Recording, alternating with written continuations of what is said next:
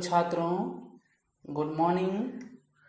Boolean algebra का class 1 part 1 में हम लोग जो है बुलियन अलजेब्रा का इंट्रोडक्शन के बारे में जाने थे कि बुलियन अलजेब्रा क्या है।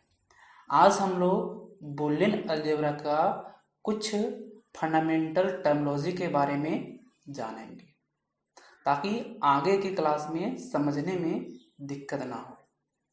शुरू करते हैं कुछ फंडामेंटल टर्म को हम लोग। पहला है बाइनरी डिसीजन।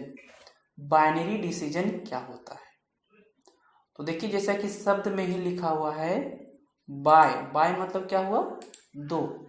जिसमें जिस शब्द में, जिस स्टेटमेंट में दो डिसीजन हो उसको हम लोग बाइनरी डिसीजन कहते हैं। दो डिसीजन कहने का मतलब हुआ उसका आंसर ट्रू आ तो फॉल्स, यस आ तो नो में हो, उस तरह का स्टेटमेंट को कि डिसीजन को हम लोग बाइनरी डिसीजन कहेंगे।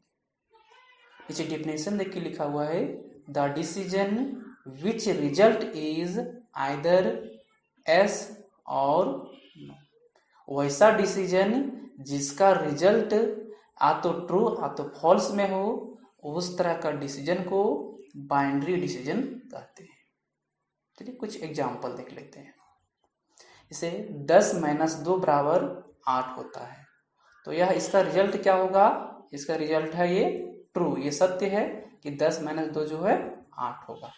तो इस डिसीजन को हम लोग को है बाइनरी डिसीजन।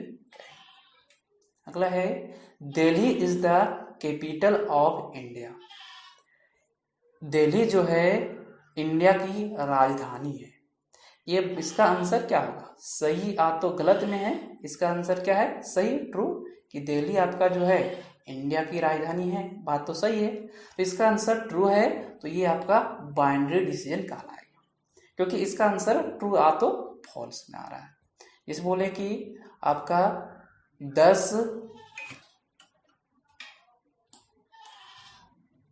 + 7 = 18। यह सही है कि गलत है? तो यह देखिए 10 + 7 17 होता है, ना कि 18, तो यह गलत है। ये भी क्या कहलाएगा? बाइनरी डिसीजन कहलाएगा क्योंकि इसका रिजल्ट ट्रू आ तो फॉल्स में है। ठीक है। अगला है लॉजिकल वेरिएबल। इसके बारे में जानते हैं हम लोग। तो पहले आप लोग जानते हैं वेरिएबल के बारे में जो वैल्यू को स्टोर करता है। तो हम लोग पढ़ेंगे लॉजिकल वेरिएबल। तो अभी हम लोग पीछे पढ़े बाइनरी डिसीजन। इसमें जो रिजल्ट आ रहा था ट्रू आ तो फॉल्स आ रहा था, वो जो स्टोर करेगा, रखेगा, वही कहलाएगा लॉजिकल वेरिएबल। ये डिफिनेशन देख लेंगे। Variable which can store this value, मतलब ये जो बाइनरी डिसीजन में ट्रू और फॉल्स जो रिजल्ट आ रहा था, इस वैल्यू को जो स्टोर करता है, स्टोर करके रखता है, उसको हम लोग क्या कहेंगे? लॉजिकल वेरिएबल कहेंगे।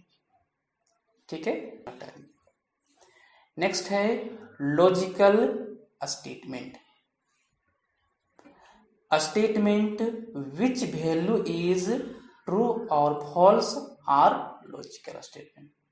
ऐसा स्टेटमेंट जिसका वैल्यू हमेशा ट्रू आ तो फॉल्स में हो, उस तरह का स्टेटमेंट को लॉजिकल स्टेटमेंट कहा जाता है। For example, Narendra Modi is the PM of India. Narendra Modi जो है प्रधानमंत्री है इंडिया का। तो इसका जो रिजल्ट क्या होगा? ट्रू आ तो फॉल्स में है। सही बात है, नरेंद्र मोदी जो है इंडिया का PM है, तो ये ट्रू है, सही है। तो स्टेटमेंट जो ये लाइन लिखा हुआ है Narendra Modi is the PM of India, ये आपका लॉजिकल स्टेटमेंट कहलाएगा। नेक्स्ट एग्जांपल है Taj Mahal is situated in Agra. इसका भी आंसर जो है यस और नो में है। ताजमहल सिचुएटेड है आगरा में, सही बात है, तो ये आपका लॉजिकल स्टेटमेंट कहलाएगा। ठीक है।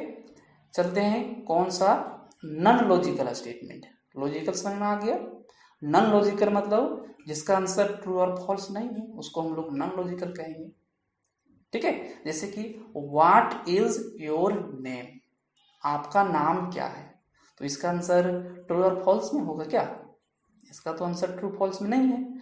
आप नाम बताइएगा कि मेरा नाम श्याम है, या तो राधा है, या तो रूपा है, तो इसका आंसर ट्रू और फॉल्स में नहीं है, तो ये लॉजिकल स्टेटमेंट नहीं कहलाएगा, ये आपका नॉन लॉजिकल स्टेटमेंट। नेक्स्ट है where is your native place, आपका जन्म स्थल कहाँ है? तो आप कुछ जगह का नाम बताइएगा, हजारीबाग, रांची, कोडरमा, तो अलग अलग हो सकता है। इसका आंसर ट्रू और फॉल्स में नहीं होगा, तो ये आपका लॉजिकल स्टेटमेंट नहीं कहलाएगा, ये आपका नॉन लॉजिकल स्टेटमेंट कहलाएगा। ठीक है, चलते हैं नेक्स्ट टर्म की ओर। अगला है tautology. If the result of any logical statement is always true, आ तो फिर वन। कोई भी लॉजिकल स्टेटमेंट, अभी आप लोग देखें पिछला टर्म में लॉजिकल स्टेटमेंट के बारे में, तो कोई भी लॉजिकल स्टेटमेंट जिसका रिजल्ट हमेशा, ध्यान दीजिएगा यहाँ पे ऑलवेज लगा है, एक बार नहीं करना, एक बार ट्रू नहीं होगा, हमेशा उसका रिजल्ट हमेशा क्या हो? ट्रू, आ तो फिर वन हो, उसको हम लोग क्या कहेंगे? टोटोलॉजी कहेंगे। फॉर एग्जाम्पल 10 - 2 = 8, इसका रिजल्ट जो है हमेशा 8 ही होगा। 10 - 2 8 था, है और ये होगा, कभी चेंज नहीं होगा, ये हमेशा ट्रू होगा। तो ये स्टेटमेंट जो है आपका, इसका रिजल्ट हमेशा ट्रू होगा, तो यह लॉजिकल स्टेटमेंट क्या कहलाएगा? टोटोलॉजी कहलाएगा। और एग्जाम्पल ये हम लोग, जैसे कि सूरज पूर्व में उगता है, क्या हमेशा सही होगा? सूरज पूरब से उगता है और उगता आ भी रहा है, उगेगा भी, तो ये आपका टोटोलॉजी स्टेटमेंट कहलाएगा। Narendra Modi is the PM of India. Narendra Modi जो है भारत के प्रधानमंत्री हैं, यह बात तो अभी सही है, लेकिन क्या हमेशा सही होगा? तो ये हमेशा सही नहीं होगा। कोई जरूरी नहीं है कि अगले बार PM प्रधानमंत्री जो है वो नरेंद्र मोदी ही बने, दूसरा कोई बन सकते हैं, तो ये आपका टोटोलॉजी नहीं कहलाएगा, ये आपका टोटोलॉजी नहीं कहलाएगा। जिसका रिजल्ट हमने बोला था स्टेटमेंट में, देखिए यहाँ लिखा हुआ है इसका डिफिनेशन में कि वैसा स्टेटमेंट जिसका रिजल्ट हमेशा ट्रू हो तभी वो टोटोलॉजी कहलाएगा। ठीक है, चलते हैं नेक्स्ट टर्म फैलेसी की ओर। तो ये टोटोलॉजी का जस्ट अपोजिट उल्टा है। वैसा स्टेटमेंट जिसका रिजल्ट हमेशा फॉल्स हो, कौन है? Always false. ठीक है, तो वो क्या कहलाएगा? फैलेसी कहलाएगा। तो कोई भी स्टेटमेंट जिसका रिजल्ट हमेशा गलत आता है तो वो लॉजिकल आपका वो स्टेटमेंट जो है आपका फैलेसी कहलाएगा। जैसे फॉर एग्जाम्पल 8 - 2 = 8, ये बात गलत है। 8 - 2 जो है 6 होता है, 8 नहीं होता है, ये हमेशा गलत है। ये आप कभी ये सही होगा क्या? नहीं।